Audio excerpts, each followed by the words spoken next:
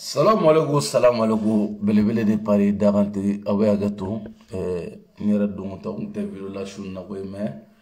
voilà parce que faut merker dide voilà ba bela jele salam alaikum mo welina ka be fo ka be walin mando surtout aja madina manina ko amba fo kosobe amba aja madina fo ka bala touré fo antengina ko ambu fo ko walin mando kadatu sakuna beleni amba fo ka walin mando dede aussi magan New York aga folibia ramata na furuche blaki ku fo ko walin mando alaga mayni mawga mayamba fo ka walin mando amen bela jelen fo Amerique tiana muso. Merci beaucoup, Madame de la Présidente Nasra Sakou, qui faut qui walin mando asma bayo fatuzara ni bela jelenga folibia. Ka faut ka walin mando surtout temps ani flafla. Basidi dambele. No gati la be serbi jamana ka wura 12 be serbi jamana ka amba fene faut ka walin mando. Ame wura 12 faut ka walin mando ka barni gambi fo. Ame barni gambi fo ka walin mando men bela jelen fo. Tout Sidibe qui a folie de Kosovo.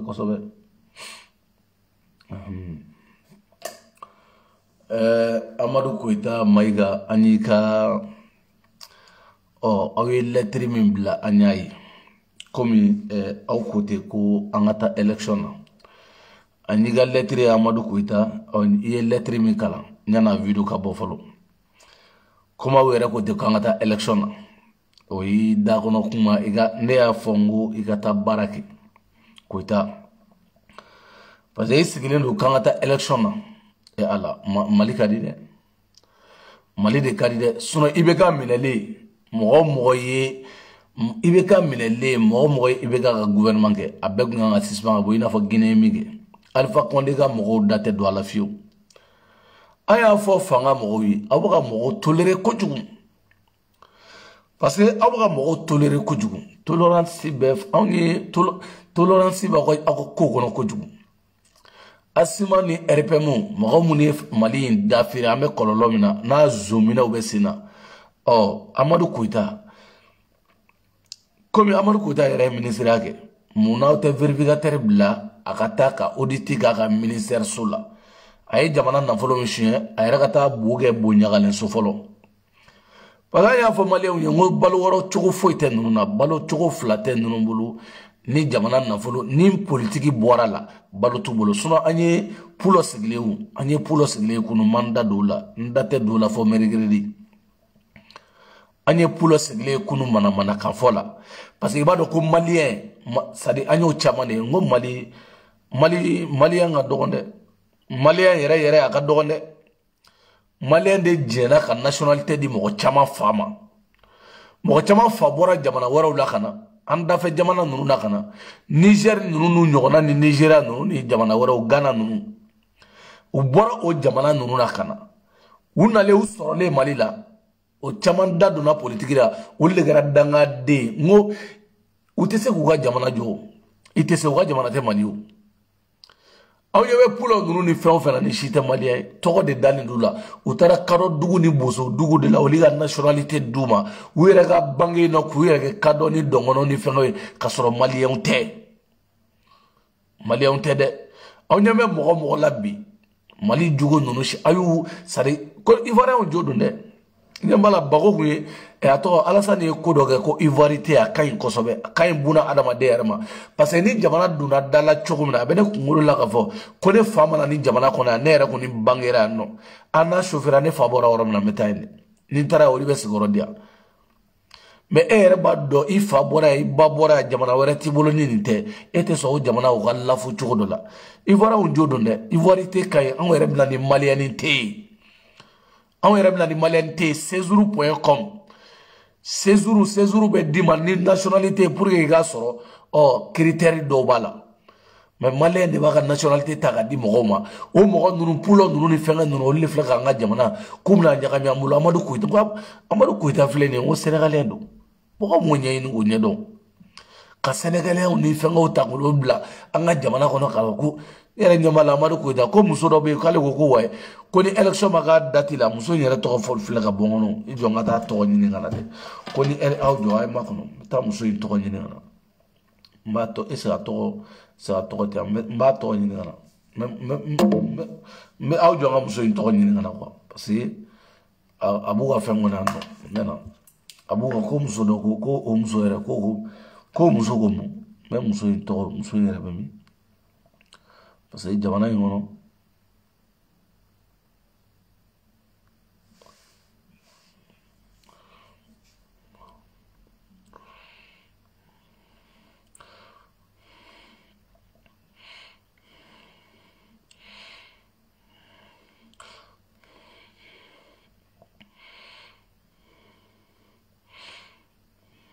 ayo jo mena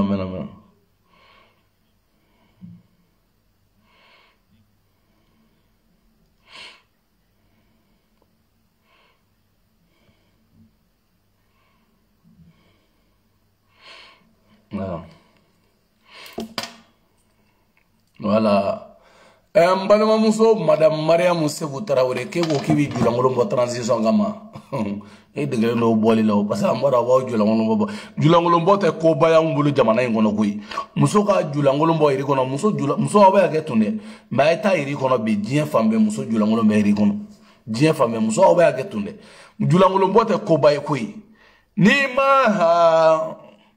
so julangolo mbote fuyi kana dai julangolo ma da isigi ki boke meni julangolo ba ganya misani nanya duife ibado ka fo femidu julangolo tew aw julangolo bole no ba barika de ba wa dangala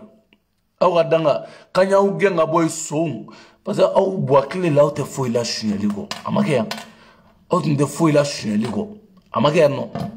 aw de bina ko way kono ka baw julangolo mo transition ko election fora date mina kaka election teko ni chew anyo fo yango chew tebe election ko ma fa man sindo atiki kono musalaka tala de muso mi ya fa man sin kari kono musalaka yere tala fiyo anyo fo ngo jamana were taw ngolo ni ko an be prisonnier ma di no fe an te no election de be prisonnier ma di mo aw ni election yango zone de ni election gara zone de bina fangala sinon election joli gara no Mali tarami mais élection ma ge munu tala oba Mali blami élection tala yanno buye baga foko sansa ba musalaka o musalaka ede sono ali tani nduru tani koba buye wo sansa ba santan nduru ta koba musalaka dune aw sunguru baw de beta sunguru bakoro de beta aw ta foi la marché ni ko sono aw se ka munga malla de ba tigara ima aw fini de imi ayebi ga mo koro no jatemine a be fini no ani pour de songo nyumate soro bolu sunguru ba wadagana shu de buntu sigi aw be aka tonne parce que nsoni nama aw be aka tonga fla do nunu ku koro ka teme quoi parce que nunu te jamana de nyuma wede aw mo go be pere élection ku yemu mais aw yere fe ko an nantara aw do mura ko yere mura fena kile tanduro tenye de kile tanduro mura o tenye da nga tiye fa kile tanduro mura te ba ha na soro arasa ga mo ma nyayini ngoni parce que oli ne nyayini fa so go bela ha men bolo fla be ala bolo ni go go iben se ngoro ma che ido na ala gashila ha mura be mo gola ne be mura bambali do be nyayini balango ko nyayini ne parce que ne dimi mbe sedere mo la bi ne dimi mbe sedere mo la dugugolo save hali sugali dimi otula hali banda o dimi tula hali asimun dimi tula mene tay ala ga kay nu yu jonyen bu bo fasa fura fo itala aw danye aw be na jede mena yaw jonye billahi mbaw bomugo aw yere nyeme mfalen desigile na fote kono mo te fen faw nyene de aw ben do aw yere nyembala ka fo ntedde fasani mfalen desigile ndo ya na yaw jonye kare kono billahi ni ma pogo no la ka fo mako tu aw ni men do la di die mo be Facebook ta o fen were mene ya faw yene ni asankele aw ba nyene ni mura ko fenela ntawla parce que mabo video ke kama sunna aw jonga muramne danga denunu ko aw ko election ko muso dobe ko madame Maiga kibi julangolo ne bo e julangolo be kenama ko muntere muso ha e julangolo be kenama e julangolo be kenama kabango idani julangolo bolima hiba dide sunauta do ko fembe de kana dai julangolo bolima de ni ma di antegerila kebi julangolo ke bango transition de danga be yere ko parce que ni danga gunte ko ebe Amadou Koita mi no fait danga boko danga ba oko parce que aw dona fanga la ka fembe ke aw ma se ka foyi la ba aw sera ka mungla jamana no papa ka aw ma se ka la Mali ko la ma bariga bani ma ta chiele nunu RP mo bariga bani nunu ngo Mali de do aw aw bla ko way ko no ka ko na aw dado la hal nango kameta election aw ba nge danga deli ou afre ko danga de be sora suko aw manga mo de la ba nyere na election ge mini sora suko hakila tay kele ko sigi jamana ko na pinya wa papa ko sigi jamana ko ka ministre la défense ko di sora suma no frère tamata sora su nyimira ambo o sheka ama cheka boy accord sur accord Mali be marani accord de sisa Mali te mara démocratie nyamogo de mun démocratie ko de garano bigo bambla ko démocratie dasako ko démocratie bigo de bambla comment ko bube be kasula Amadou Koita maiga Sugal mogob la wata Amadou Koita ay ministre ga mashima ministre ga ibega kila kite zoyi hala waga nyine dogo wa cheni mingu to gata aidara fe wakati be mingu to gata aidara fe yefuke cheni de ba bora ministre ya aidara fe est-ce que ya aidara fe ale mu da aidara fe de gata do aidara ko la ko aidara mo de ko ga voter boy aidara ma yesi no de butara yora masifi atata doro meta bolobli o interega ni bloqué aw jongan bloqué e bloquera danga de bloquera voilà ima famu aidara ma yesi no politicien ma de ima yo titi ga sobli boango tellement que boana ga politicien non kala banchiso ou aidara mo obla aidara la ko le hectare kemane beduru de aidara ma hectare kemane beduru abella hara du golo jugoro yantede billahi la uruzi du golo la uruzi abu de koro yantede kube hectare kemane beduru di ma aidara bo mafo wa bo dalaka asabatilente ali dodi nimbo ngongo iga kulishi bache aka mo nugo ngongo aya kwa kulishi iga kulishi bache ga temani simple tellement que chien tabu dagono kabi ala u daw ma deliga chien bu dagono chien ki sakene ma bu dagono e Amadou Koita maiga mogolan kolo ministre jurutala kabi ala ida jurubi la kayala kabi ala ida ministre luanse jurubi la kayala ibe yelema la dongo sotrama kalo sotrama biga dala nite en fait nite shigoroni bebe jigoroni para nite no ibe bangwana sara la nite be kati sara la iye bamo quartier beke ka ba ala ni luanse ministre masega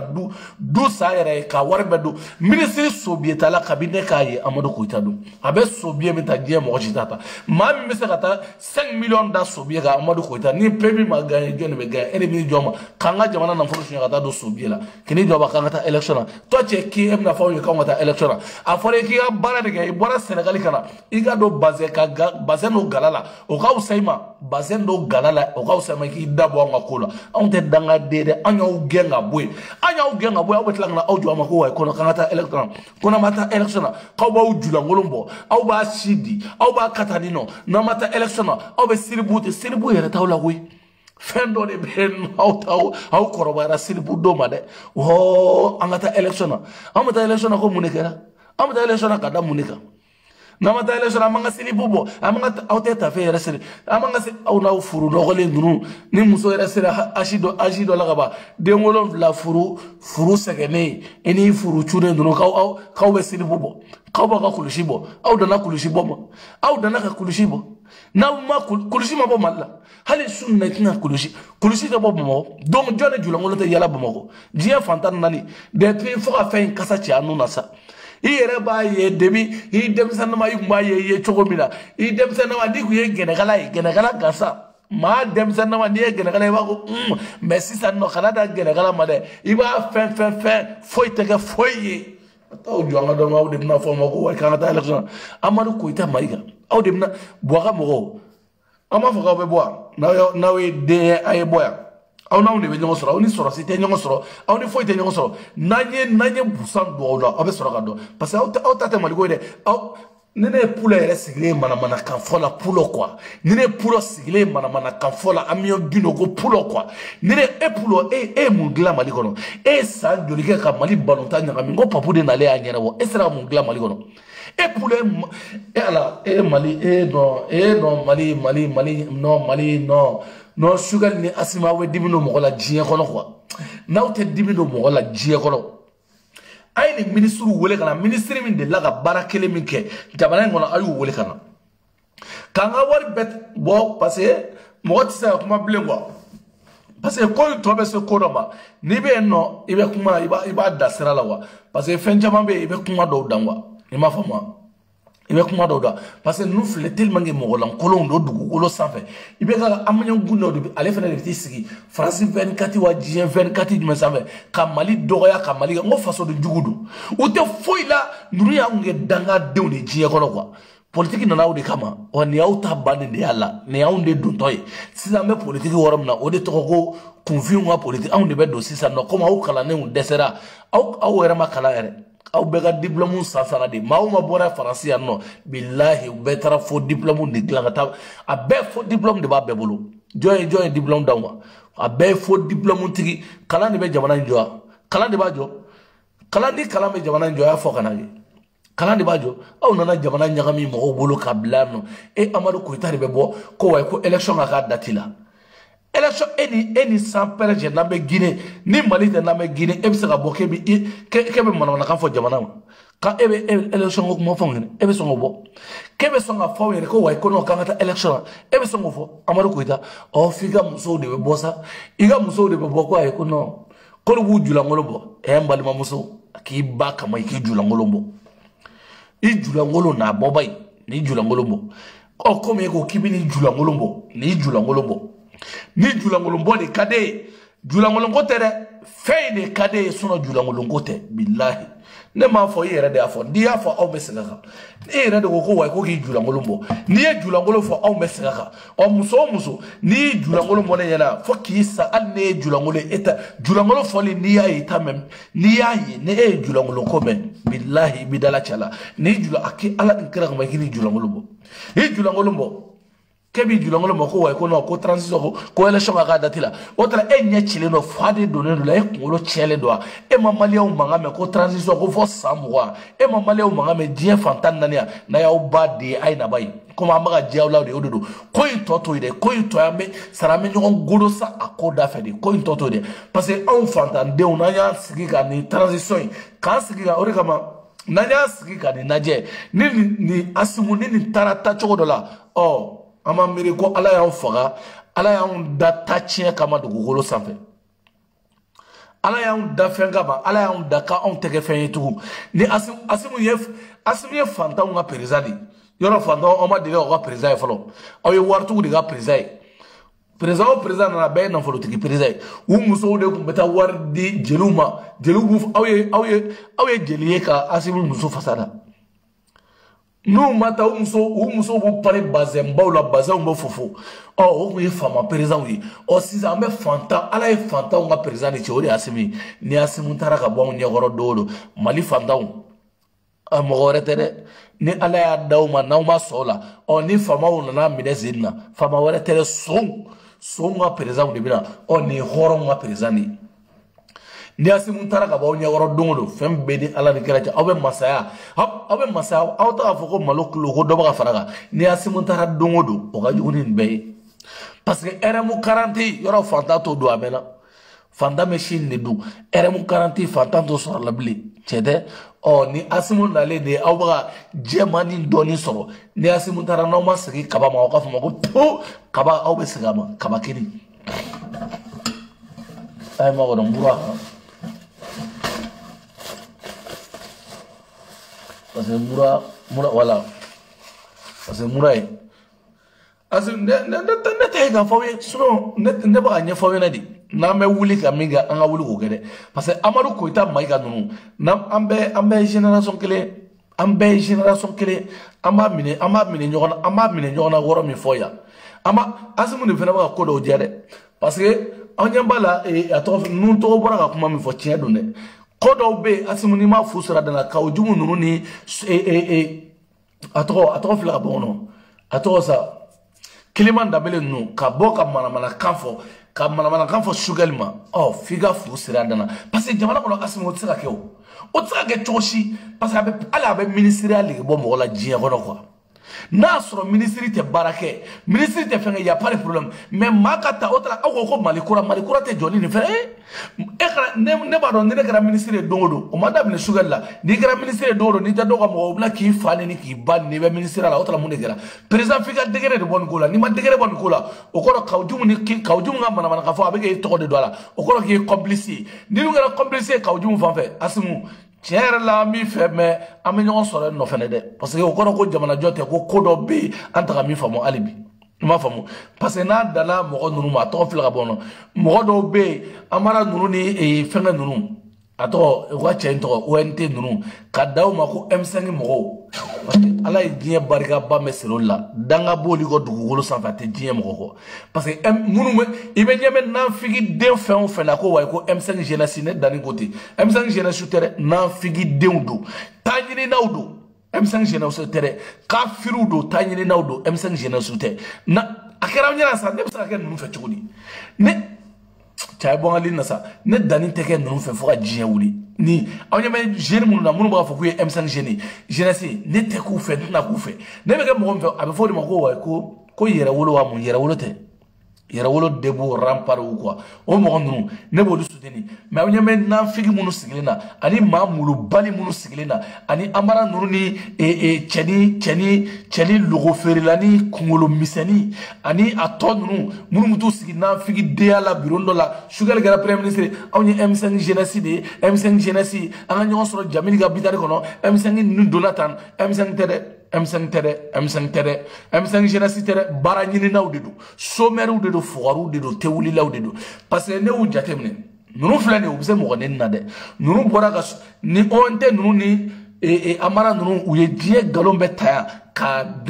da Diko la ka Diko fa nini ka ba nini ka diɲɛ nkalon bɛɛ ta ka da la ne ko Mali jeunesse bɛ se cɛkɔrɔba neni la u tɛ se u fila neni na dɛ u fila neni u tɛ se o la sinon Arasa bɛ bɔ don o don k'u M5 jeunesse k'u baro ka tila ka bɔ ka Sugali baro aw bɛ M5 jeunesse jumɛn bɔlen ka Arasa contredire aw bɛ jɔn bɔlen n'u bɔra o la nanfigi denya la Sugali nɔfɛ u bɛ sɔrɔ ka na anw ye M5 jeunesse ye an ka ɲɔgɔn sɔrɔ kan kɔnɔ an ka ɲɔgɔn sɔrɔ place la an ka ɲɔgɔn sɔrɔ jɛnɛyakɛyɔrɔ la anw ye M5 jeunesse ye anw bɛ Asimu kɔ anw bɛ Sugali kɔ aw tɛ mɔgɔ si kɔ aw bɛ chargé de mission ya de ɲini chargé de mission nanfigi denya mission aw b'o de ɲini aw bɛ baara ɲini de la aw tɛ jeunesse ye dɛ aw ye baara ɲininaw de n'u wulila sa anw ye M5 jeunesse ye nin fanga in tɛ tiɲɛ anw ɲɛna nin fanga tɛ tiɲɛ yɛrɛ Arasa bɛ ka san pɛrɛn jigin don o don ni ne danni yɛrɛ tɛ Arasa bɛ ka san pɛrɛn jigin don o don Sugali kan aw bɔra ka mun kɛ Arasa bɛ ka san pɛrɛn jigin don o don aw bɔra ka mun kɛ aw sera k'aw lajɔ mais ni Diko bɔra ka discours kɛ aw b'aw nanfigi den da de bɔlen Diko a taara nin sira parce que aw bɛ se aw faw de jaabili la aw fa filanw aw b'olu de kɛlɛ aw fa filanw aw bɛ se o jaabili la mais aw filanw aw tɛ se o jaabili la dɔ ka bɔ ka ne jaabi kɛ hali ni sara hali ni ye diɲɛ d'i ma hali ni ye Mali bɛɛ ta ka d'i ma i tɛ se mais ni Diko bɔra a ka misiri kɔnɔ k'a ka discours kɛ sisan ou ka kuma dɔ fɔ Maliko la i bɛ ni kunkolo misɛnnin ni Amara Bacili nanfigi aw tɛ yan aw ni ne b'a bɔ ɲɔgɔn na ɲinɛ o i b'aw de bɔlen sa Diko y'a ka ta Diko y'a don ta Diko y'a bɔ ta Arasa bɛ bɔ ka Sugali nin don cɛ tɛ Arasa tɛ bɔ ka Sugali nin ne tɛ M5 jeune na ne bɛ M5 na jeune t'a la tɛ M5 jeune na o ye nanfigi denya de n t'a la baara ɲini don ne ko n k'aw ka taa baara ɲini aw ye fugariw de ye maa molobali maa marabali hasiri siri tigɛlenw aw ye nanfigiw de n'u wulila o la sa aw sera ka Diko jaabi yan Diko ma kuma aw fɛ tile kelen mais Arasa b'a bɔ ka san pɛrɛn jigin aw bɔra ka Arasa jaabi fo cɛ dɔ bɛ drapeau bɛ k'ale kan na ale kelen dɔrɔn ale de ye hɔrɔn ye ale kelen drapeau bɛ min kan kunkolo misɛnnin cɛnin tɔgɔ filɛ ka bɔ kɔnɔ kunkolo misɛnnin nanfigi mɔgɔ ma soma yɛlɛmalen cɛ in tɔgɔ sa a b'a fɔ min ma ko dɔ in cɛnin sa cɛ logotigi kunkolo misɛnnin ni Amara aw sera ka mun kɛ aw bɛ se ka fɛn kɛ aw de ma bɔ yan nɔ aw de ma bɔ nanfigi denya la Diko de farala kunkolo misɛnnin Diko de farala sɔrɔsiw kan ka Arasa minɛ ka don kaso la a filɛ nin ye Arasa bɛ ka min fɔ Sugali ma aw sera ka mun fɔ aw sera ka mun de kɛ aw sera ka min kɛ a y'o fɔ kɛ aw ma se ka fɛn kɛ parce que aw bɛ se aw fa filanw de neni na mais aw filanw n'aw dɔgɔninw aw tɛ se o de neni na aw tɛ se k'olu yɛrɛ bɔ aw de bɛna ne m'a fɔ aw ɲɛna an ka groupe dɔ bɛ yen ko groupe Gawusu ne m'a fɔ aw ɲɛna k'aw ka vocal kana se ON tɛmu a cɛnin tɔgɔ de yɛrɛ de ko mun yɛrɛ putain de merde ON tɛmu ON quoi de iti to yɛrɛ fɔ nin tɛ mɔgɔ tɔgɔ ye dɛ o tɛ mɔgɔ tɔgɔ ye dɛ i tɔgɔ i ka denwulukɛ dɔ tɔgɔ min dari la i b'o tɔgɔ de fɔ i tɔgɔ mɔgɔ b'a fɔ ko Usumani wa n t'a dɔn Usumani wa kara n t'a tɔgɔ dɔn i la yen nɔ parce que nin bɛɛ ye nanfigidenya tɔgɔ de ye n'i ye nin tɔgɔ modèle ninnu mɛn mɔgɔ min na escroqueya tɔgɔ don i m'a faamu parce que tɔgɔ modèle min b'i la Usumani wa mun o ye ancien tɔgɔ ye vieux tɔgɔ mɔgɔ tɛ muso sɔrɔ n'o tɔgɔ ye f'i ka taa tɔgɔ dɔ ɲini ka na n'i taar'i jɔ go ma ko wayi ko n tɔgɔ ko Usumani ba e tɛ muso sɔrɔ fo ka diɲɛ wuli olu ye vieux tɔgɔw de ancien tɔgɔ n'o o tɛ muso sɔrɔ bon tɔgɔ modèle o de kama i taara ko ONTM wa n t'a dɔn i bolo yen nɔ sungurutigɛ tɔgɔ nin de filɛ la tan bilahi sungurutigɛ parce que muso ɲini tɔgɔ dɛ o de filɛ la nin ye kalabanciya tɔgɔ de n'i m'a fɔ muso ye k'i bɔra Angleterre i b'a fɔ ko wayi ko non k'i bɔra an fɛ nin ye sungurutigɛ tɔgɔ de sinon aw bɛ bɔ aw bɛ arasa jaabi di n'aw tɛ arasa jaabi k'aw jɔ sugali kɔfɛ nanfigiya la ne t'a diya aw la dɛ ne t'a diya aw la dɛ jo bala tɛ se ka si kɛ ka arasa jaabi koyi ne tɛ n si kɛ ka arasa jaabi koyi min bɛ drapeau ni sigi o t'a si kɛ ka arasa jaabi koyi mais ni Diko bɔra e kunkolo misɛnnin de bɛ t'i sigi Sherifu la ou radio dɔ sanfɛ hɛ an bɛ Diko ta yɔrɔ dɔn Diko de bɛ nin ko kɔfɛ Diko tɛ fɛ ko in ka ɲɛ mais dɔgɔ ONTM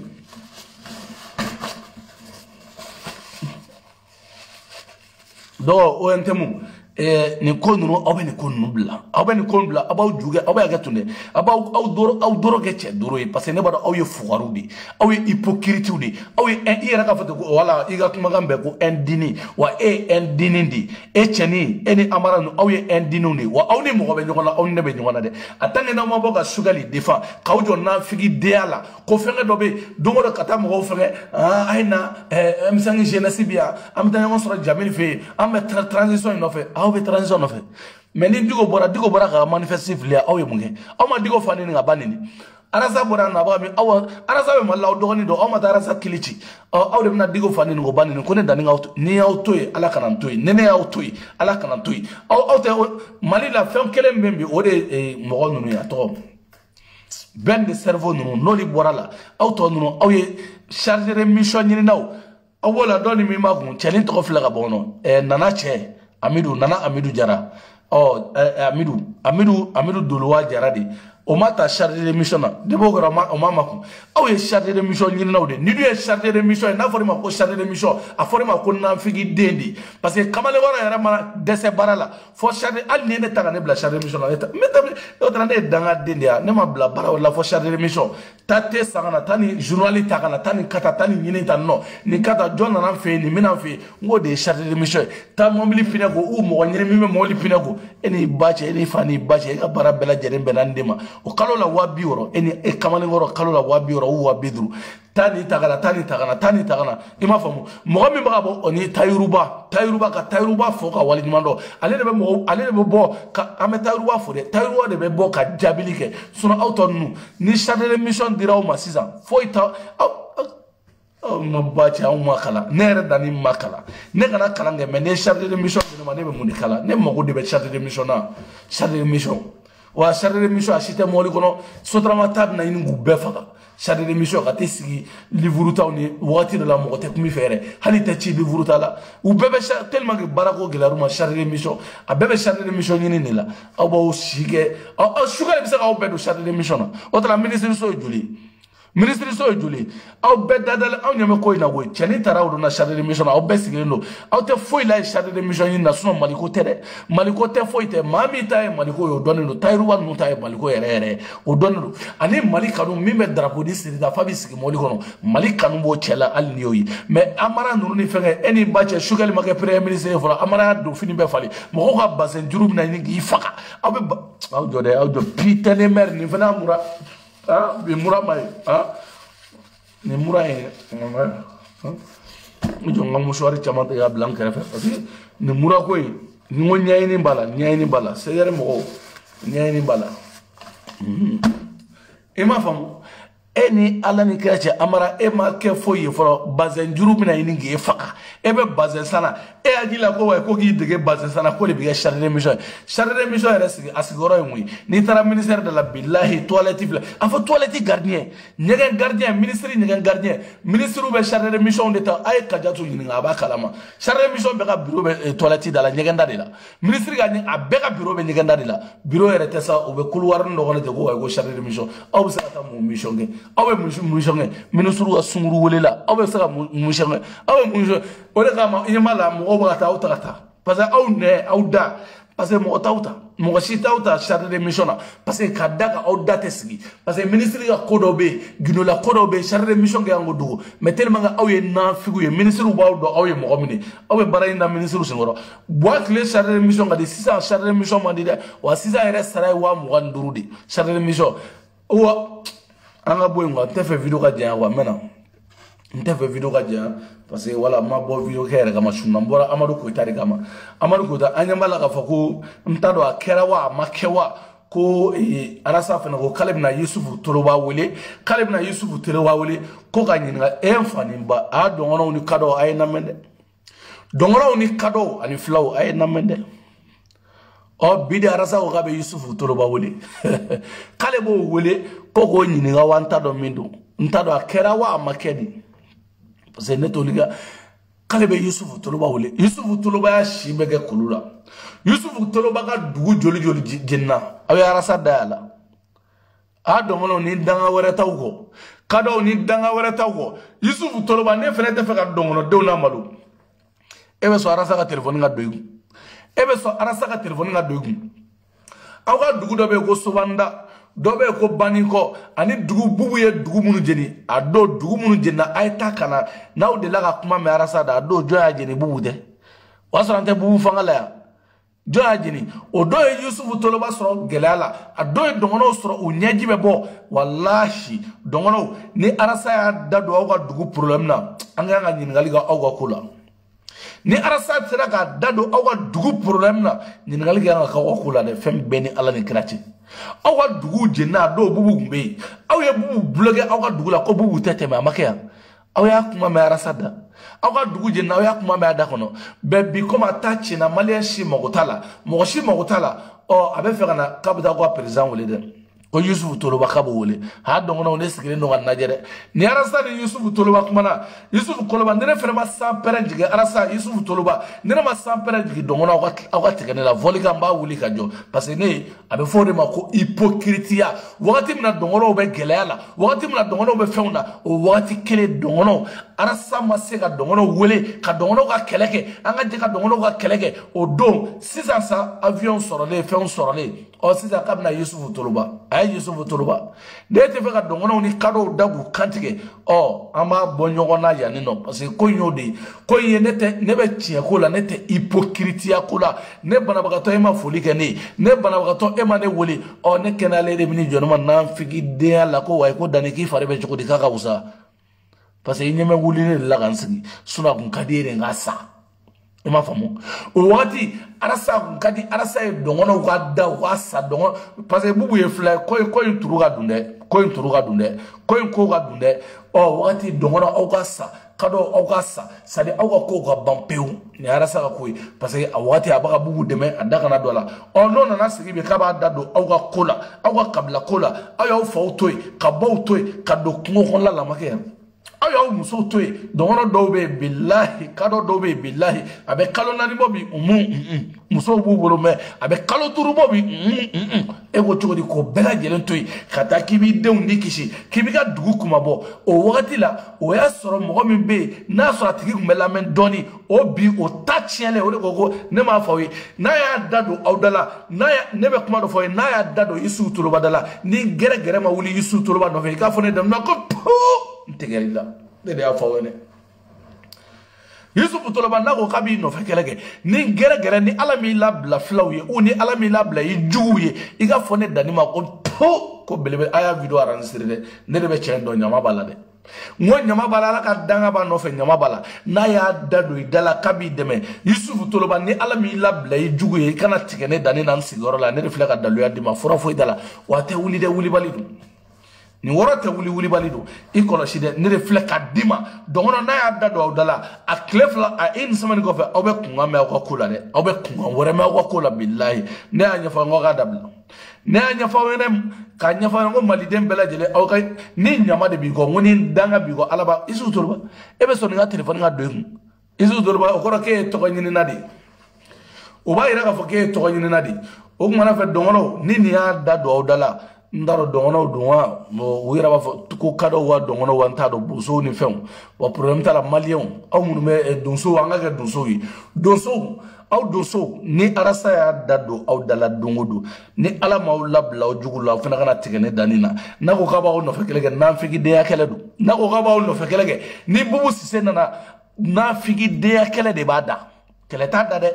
na figi de yakele o de b'a da kɔnɔ n'a da donna o da la ala b'a ka dugu labila o jugu ye ne de filɛ ka c'est à dire ala o de don quoi parce que ala aw n'a diya aw kana da ne la ne kɔni ta ye k'a d'aw ma ala aw jɔ mura bɛ fɔlɔ mura bɛ aw i m'a faamu mura dɔɔnin tigɛ n bɛ dɔɔnin tigɛ parce que mura bena ko jugu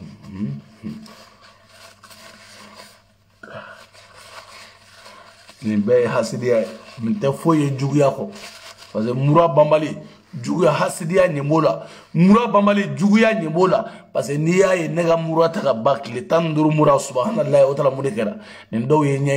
ɲɛɲini juguya de parce que c'est-à-dire mɔgɔ ninnu tellement que ne yɛrɛ danni de commande ye ne dun fana m'a da diɲɛ kɔnɔ ala ka ne kɔdiyaw ye ni ne kɔdiyaraw ye san pɛrɛn ka jigin aw kan ala kana ne kɔdiyaw ye dugukolo yɛrɛ sanfɛ yɛrɛ ala yɛrɛ ka mun ye ne ko bɛ diyaw ye cogo di ne m'a dabɔ ne ko ka diyaw ye ne y'a yira de diɲɛ kɔnɔ ne yɛrɛ ko ka goyaw ye ka taga i m'a faamu ne ko diyaraw ye ne ko ma diyaw ye ne bɛ n di a ka di n ye cogo min na n bɛ n di a jamana in kɔnɔ a ka di n ye cogo min na mais cɛ t'aw la jamana in kɔnɔ k'i b'i ɲɛ jɔ ne ɲɛ la o don kɔni n'o kɛra dɔrɔn i seginni ka taa Mali la ala y'o latigɛ o don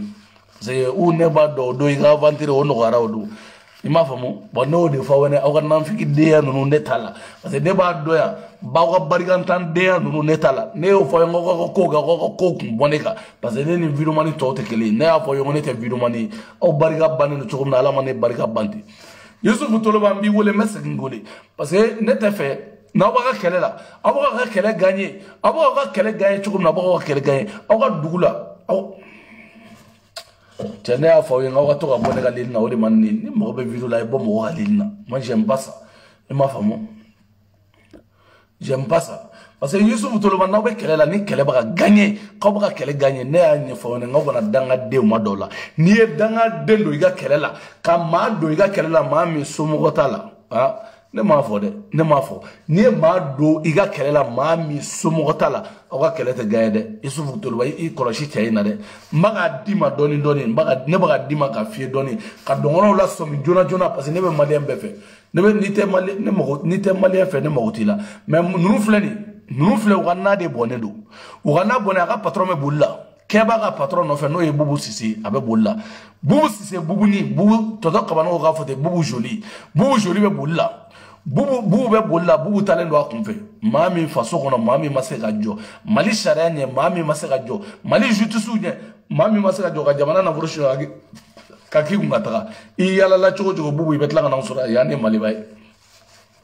i yala kunu Mali ani bi Mali tɛ kelen ye dɛ anw y'aw ɲɛfɔ aw ɲɛna n ko kunu manamana ko min tun bɛ kɛ Mali la bi o manamana ko o tɛ kɛ Mali la kunu manamana ko min tun bɛ kɛ Mali justice la bi o manamana ko tɛ kɛ Mali justice la Mali justice tɛ ka na bi an bɛ don min na ko bi ko ale filɛ nin ye ko faamaw de sen dalen don ale ka dossier kan k'a bɛ fɛ ka nin dossier ta a mɛn ko faamaw de sen dalen don o tɛ tiɲɛ dɛ o justice tɛ Mali la bi k'a fɔ ko nin dossier bɛ ne bolo faamaw de ko n k'a bila o tɛ tiɲɛ dɛ ni dossier b'i bolo i b'a la baara dɔrɔn c'est à dire justice c'est la première fois depuis Mali a ka indépendance ta justice ka indépendant ye direct o de ye sisan juge ye ka baara d'u ma diɲɛ bɛɛ maa si i kunkolo ka lafiya n'i ko ko min o don e de ye sariya tigɛla ye n'e ko min dugukolo in sanfɛ ala ta kɔfɛ e de ye sariya tigɛla ye o de don i m'a ye cɛman Ibɛri bɔra yan nɔ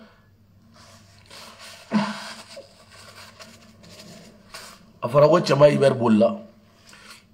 Bubu ye min ɲɔgɔnna kɛ k'a fɔ wagati min na wulu ninnu minɛlen don ka t'u bɛɛ bila kaso kɔnɔ yen k'u bɛna jamana déstabiliser o wagati Bubu ye communiqué kɛ ne Bubu ma boli dɛ ne bi yan dɛ ko Bubu ma boli k'ale bɛ yan dɛ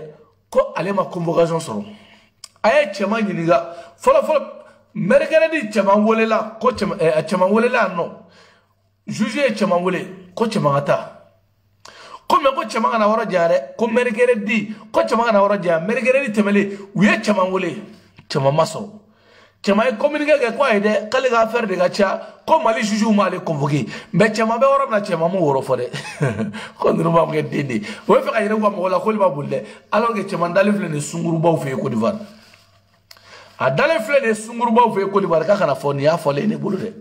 ne ya faw ye ngawdi mo be nyogona awni ne be nyogona ka jamana ina folo shie awde kama awna na aventurer la no awde kama ko sunyali de kama awna na aventurer la ima famu na obacha awte barala awte foila ko ministre ani ne be wori mi soro mali sharia côté ay bori ministre saray premier ministre ga bola ay bonu to saray kana aw sara be sa cha na untay chudi aw sara be cha na untay katami obuda ke bazaw ni vewuti ni fengawla climatiser awte courant sara awte jisara groupe besiga wadala ha odem na fo ngena ko way ko no ko chama ke maboli problème dala o mercredi shije mais jamana ngona awni mo be nyogona awni ne be nyogona naw ko kawte fara jamana transition na ne dani te fara wala de naw ko awte fara sugar la ne te fara wala de sugar le danga de atede ni mo be de me jiya kono tayruba nunu ne fenga nunu inyame amara mununa parce que aw fana filene aw politique mo nu sugale alni i biambe bi to fo tiedu parce que on nu filene aw mo temo la am mo temo nya kuna de ne rema mo refo ni parce ne mo personne parce que aw politique mo aw dorome kele no aw dorom ne dorome kele bachi aw sim ka dorome ma de liga cinema mo mu mezi to ndaw ma o opérateur économique mais naw ni aw soutenu mo ba fo ko way ka be soutenu ndaw ma aw era ba da ko soutenu ndaw ma mais aw ka soutenu kele ni nu aw ka nanfolo kele nu aw wele ta ko di ONT ni amarama ONT re ale pari chogo fale ka ta 3 fin do 3 pochu ga fini koro dem bidon woro ndo ta go do akana amara o do ndo bazena o tisaka ke o am woro fena jatem ne parce que danga deate ko yi mali politicien no fleni ima fama parce que woro do la ibu hine mine woro do la bo an tate tima ko be chori tima kana fama ile aw jo mura ha ay mura fura tima parce que ni mura ene mine aw muso bina be laita ibenita ay mura fura chima shegele wore kausa akona fa ay lay ni kata shebanke na tuluke ni nani donata le murgumuni fe nyoke ga deso mura kilitandru ataka no ay mura fura chima ameriki mali bamako ay mura fura chigana mama ko mo ke ngono chima de ngo mura fura di dobi to lay ko ka go doye o be fura no chima idale no tigila o fura bisa ga fendo yi chivano nga mura fura di chima nyo de fo parce que sugar la fleni sadi aw fleni mo ba fenge mais ali bonjour petit otala mais na bora wakati mna na te fanga la wakati mna ni mo yaw no fa kelege aw sora ay petit barata kabolo kay c'est comme tu vas bien barata kabolo kay on vous félicite mais on te danga dede on bo fo ben on te danga de mais ama bo nyona on no bigi soutenir mais on tu soutenir on te danga de quand vous soutenir quand la kata charger mission ni ma fuma kerefe bébé c'est charger mission na ne de gontake mais on va charger mission ni jeune wara ma munu ba kelela mais munu ba ke parce que jamana kanu be munu na mais amara nunu ni logi biton orotigi aba fo cheri mako tado ancien to be mi cheri na to ontem voilà ontem infleni ontem infleni ale fleni nya fo ayere no o te do ra yiri na charger mission go ou ka fa ko be marché no dama siglino parce que sugar il m'a famu ne flene ne te politicien mais politicien nous kuma ne ba do orona ibora sugar ibora ya ka avion ko fo ko avion mbe mu ko avion mbe sarana jawara ka avion ko mbe sambla kana parce que ni de kay ni kuma fora mo ma parce que muno woro fo ne sugar le woro ti ka faveur la de ne ba fo ne ba wotala woro ti ka faveur la parce que politique mo flene jawara in flene iya forum na jawara bora ka yere ira ka fo avion me baramige avion me 3 milliards jamana wore ale jawara de na ne ka fo atite ne ko président abuga ni jamana na furo abuga taka chie chogomna ni bara mi se ka ke ka sora ma se 3 milliards la jawara bora ya fo de ima famu jawara bora aya fo ima famu ya o sugali ki go avion me ko 3 milliards ka cha o jawara ko kalbe 1 milliard 500 millions ko olibo d'etat ima famu ko oli nana sɔrɔ 5 milliards do jamana hinɛ kama ko le milliards 10 ani 8 ko jamana bɛ o de sɔrɔ san o san a ma kɛ ten jawara y'a fɔ yan nɔ I m'a faamu ko avion ye intervention kɛ ka bɔ ni prévu ye ka tila ka malien yɛrɛ vidéoman ta avion na ka taa o yɔrɔ la o y'a sɔrɔ tile bɔlen don kosɛbɛ tile bɔlen ba Jawara ye fɛn ni fili sanfɛ dɔrɔn san jiginna a ma kɛ o ye prévu da ye sani o ye fɛn ye fɛn min sugɛli o tigɛ o bila o yɔrɔ ninnu bila parce que Jawara bɛ baara la n ko tiɲɛ fɔ cɛ b'a ka baara la parce que n'i ye politique mɔgɔ ye o yɔrɔ la wallahi billahi sugɛli yɛrɛ ka laɲini tɛ dɛ i b'a fɔ média la pour que média ka farabali kɛ parce que i bɛ taa sɔrɔ opérateur économique nafigi den dɔ bɛ kɛrɛfɛ o fana bɛ marché ɲini na sugɛli fɛ o ɲɛ tɛ mɔgɔ wɛrɛ la Jawara ka marché in kɔ ko in bɛ ten de an bɛ ko ninnu kalama i m'a faamu i bɛ taa sɔrɔ Jawara kɛlen don ka contrat signé ni jamana ye san joli i bɛ taa sɔrɔ si ni 20 ans contrat de b'u bolo ou 25 ans contrat n'i ko k'i b'o kase i bɛ Jawara ka dommage intérêt ni wari caman sara k'o ta k'o bɔ jamana kesu la ka sɔrɔ ka marché ta k'o di mɔgɔ wɛrɛ ma an bɛ Mali ko la an bɛ avion ko la sugɛli mun b'i da don avion ko fɛnɛ la sanna ko mun b'i da don o la avion ko Jawara o b'a ka baara la yen nɔ o dɔw ma se fɛn dɔ la an bɛ Mali ko la an bɛ kɛlɛba yɔrɔ in na i b'o kɛlɛ ɲɛfɛ mun bɛ t'i da don Jawara ka avion ko la o kun tɛ dɔwɛrɛ ye dɛ opérateur économique minnu b'a fɔ parce que o kun ye ka marché de minɛ ka di dɔn an bɛ ko ninnu bɛɛ kalama koyi ne m'a f'i ye ko bi ko m'an bila ko in na n ko politique ani kalan ko kelen tɛ an bɛ ko ninnu bɛɛ kalama i bɔra n'a ye côté o côté an m'a minɛ belebele de pari dagantigi i jɔ ka vidéo lajɛ n yɛrɛ bɛna ɲini ka dɛsɛ kuma la sɔrɔ parce que bon yo nga bon do la parce que ne yɛrɛ ma bɔ vidéo kɛ kama mais sari mura ma barika bane no sidere mɔgɔ ninnu ni fɛn ninnu aw ka mori ninnu na ka soma ninnu ye fɛn caman lajɛ tu vois non mais ni i bolo fila bɛ Ala bolo a b'a bolo quoi parce que aw filaw ye kafiriw de mura tile 15 i m'a faamu parce que anw bɛ tiɲɛ de fɔ mɔgɔw ye sugɛri i da bɔ Jawara ka avion ko la ni san tagana Mali bɛɛ ko san nana wa Jawara ka avion a ye san de la na mais ka t'i sigi i tɛ affaire minnu dɔn k'a fɔ i bɛ araye bila a ma ɲi dɛ i b'i yɛrɛ coron dɛ ni opérateur économique fɔ parce que Mali opérateur économique ninnu an b'u dɔn olu dɔw de sigilen don k'i ɲɛ jɔ komi Jawara ye milliardaire ye Jawara ye milliardaire ye milliard b'a kun wa a milliard b'a kun ko wa ko k'a taara sungurubaw ni fɛnw taara jamana kɔnɔ a bɛ baara kɛ jamana in de kɔnɔ a ye baara min kɛ jamana in kɔnɔ a ma dogo mɔgɔ si la aw filɛ nin ye aw ta Mali opérateur économique dɔw de sigi u b'u sigi k'u ɲɛ jɔ mɔgɔw ka marché de la quoi aw ko jamana ka avancer nin kan ni ne kɔni ye marché sɔrɔ jamana in kɔnɔ don o don fɛn bɛɛ n'a lajɛ cɛ o cɛ ko k'i bɛ ne ka marché bɔ n bolo an bɛ ɲɔgɔn bɔ mardi dɛ ne ka marché parce que marché tɛ ne bolo fɔlɔ marché tɛ ne bolo mais ne kɔni ka foro bɛ yen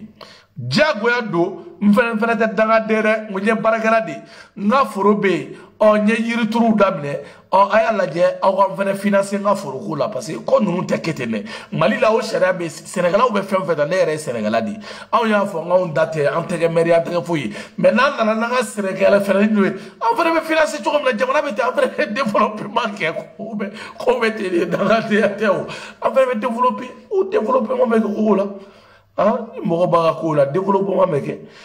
ni mɔgɔ bɛ ko la Sɛnɛgalaw bɛ fɛn o fɛn ta ne danni fɛnɛ kɛ yan k'o ta parce que n fɛnɛ bɛ ka dɔ de kɛ n faso la n fɛnɛ taara baara yɔrɔ dayɛlɛ baarakɛla joli bɛ n bolo forow ni fɛn kɔnɔ aw fɛnɛ ka ko dɔw jateminɛ aw fɛnɛ ka kow bɛ financer di kow bɛ financer n'aw fɛnɛ aw b'a lajɛ Sɛnɛgalaw mago bɛ min na n yɛrɛ fɛnɛ mago b'o la jamana kɔnɔden bɛ ni dɛmɛ ka kan bɛɛ a fɔra ko bɛɛ k'i da don ko dɔ la mais n fɛnɛ kan ka financer an ko tiɲɛ fɔ sugɛri Asimu aw b'a lajɛ quoi aw b'a lajɛ parce que n fɛnɛ ye dɔ bɔ sa quoi mais fɔnba tɛ n na bilen parce que n fɛnɛ ye mɔgɔw de bɛ n bolo baara la foro la a y'a lajɛ dɛ dangadenya tɛ dɛ n ma charger de mission fɔ n ko n bɛ ka dɔ de kɛ n yɛrɛ ye n'a sɔrɔ n tɛ ka dɔ kɛ n yɛrɛ ye mais aw fɛnɛ ka lajɛ quoi a ye ko dɔ lajɛ han voilà anw tɛ taa don sunguruba la dɛ an fɛnɛ ka foro ka financer an fɛnɛ ka baara kɛ ka mɔgɔw bɔ kɔngɔ la ka yiriden ɲuman di mɔgɔw ma belebele n'i m'a faamu komi n yɛrɛ n fɛnɛ ye yirituruw daminɛ voilà n ye yirituruw daminɛ voilà i y'a ye n ye yirituruw daminɛ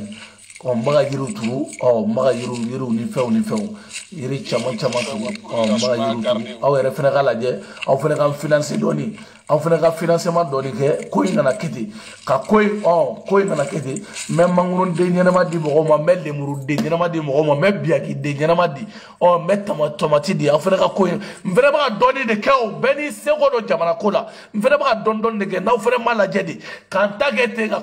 ko jamana ko la ka taa Amara Najini machine nous ne faisons la charge des missions dans la dé voilà oh il m'a été oh voilà ben bébé furu nga furu donc on fait la quoi parce que ko financement mo ko ndarma bon problème tala nga teme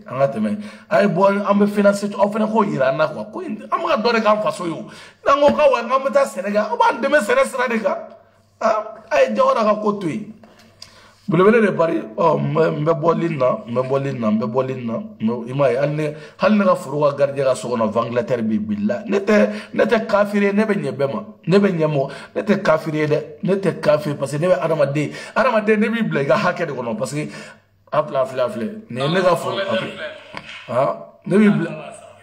ne bi blega hake de kono ate marché o Angleterre abe marché ate marché ate marché al ne ga garne ga so Angleterre ne adu kono ka fembe bla normuna o be fene la je me donna ko be donna belebele de Paris dagantigi antema do la me boy ambe boy mbaw fo ko wali mondo kawfu parce que shun na yere ma bo video ke kama we me mbaw fo wali mondo kawfu ko wali mondo bela jeli ambe talibi fo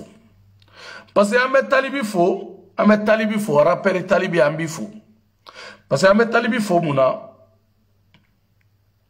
talibi ne talibi ga fe unaje parce que génie ne fora jamana kula balontana ga ke balontana ga nyamo ga rappel ga ke talibi rappel ambe afo ya ga kumen nunga be feunge mais na talibi fleni talibi fle ay demsanu fara ñoo ka ko nu dayla ka entreprise nu créer ni ne fora jamana ko la talibi ambi fogi wali mando iga bara takabulu kay parce que ni ku ye arabu yin blaga ta do fere la tanya soro de o komi yere gara produit yere be ma produit ça ni kay ambi fo ni be jamana ko do ambi fo on te asidi de mais ni juguma nge dom na on ba fo pian on te asidi mais ambi fo mbaw bela jele fo ka be wali mano dani de pare ala jele pare wali jude pare kambe mergredi mbaw fo ka wali mano mergredi ami ñongo soro ya che bora maliko na ko way kibanga transition kibala goshi bon soro sera la de che bora maliko la ko transition e de bala goshi e de ba fo ko marché ni am marché wa soro autorisation de rimake boga mo ni baga jawla goy amaga jawla di hala dumante fo wene ambaga jawla di hala duma billahi anta fawene ibiga mo ko muso do ko te ne ma fo da wera da afo abia ko muso do ko bu jula ngolombo ko ga marché dere muso ibi jula ngolombo be sama maw jula ngolombo ne kare kona muni be sama jula ngolombo ya murade ala na barga do sedere bola barga re tula ga kora sara ne ga bonga ala barga do la ala na barga do la billahi mbawfu ka walil mondo mbawfu ko sobe mbawfu ka walil mondo mo mbelina ka fu ka walil mondo mbawfu fa dik me do la premier ministre ni yere malaje am fana flani jamana ngona am fana tedda ngade am adore ga am fasoy wi be de bala ga don gi fasoy ne fana biya ne ba don ne gam fasoy wode kuma chokoy parce que ni mali madia koro ka nga vendre gara fui ni mali ma bas ga nga vendre gara fui onya yi ka fo dugu do be demzenu ni fengo bu faso bla wa do jiwla ga batonuta mali kollala ame domina ko bi video ne la kashide ne la kashi so ma dai na wallahi demzenu ni be demzenu unu fo ka kuluni ta bato kuluni ta ka jitege ka bo malo sene worla mo no gara mo ba go faransi bo ante do faransi go la oli mercredi do quoi mercredi amina no do shudi parce que ne bora video kunguru de la amado koita kama parce que mo no be mo ni tien ne bora amado koita kama mbaw fo wali mano mo bo melinda ka o wali mano chaw ngbe ka o fo wali mano muso be ka o be fo ka o be wali mano merci beaucoup om ki fo ki wali mano eni furu muso aga foli belebele bien ke ni furumuso foga walimando ini furumuso merci beaucoup Kadiatou Sagouna Belen ki fogi walimando merci beaucoup madame de la présidente Nasra Sago iga foli bien non asma baga go Fadozara ka foga walimando surtout Maimuna alaga maini mauga mai iga foli belebele babia ki fogi walimando ambi foko sobe ka bela jene foka Ameriki chana muso balaturi anta nyina ko anta nyine balaturi ga amba foga walimando kosobe balaturi ga foli bien iga foli bien ante sega ante nyine ka jene sogo fu ka basidi damele wura duzu ka fu kosobe ya kene ga ya surtout barni gambi ame barni fo gamila ko barni gambi anga foli bi kosobe jogorome de barni gambi ami fu ki fu ki wali man ko sobe merci beaucoup mauma melina ka bela jele fu tusribe tima ka bela jele nga foli bi anno ka be fu ka be wali man farma kane bamago ki fu ki wali man Mohamed Sissé merci beaucoup ami ngomlo mon frère ka bela jele nga foli bi ah Sadru fo kosobe ambe Sadru fo ka Tata Sumaro fo nunu bela jele nga foli bi ka nga groupe no fo ante se ka fulla anga groupe no ambu fo merci beaucoup Bakar Touré merci beaucoup ka bela jele nga foli bele bi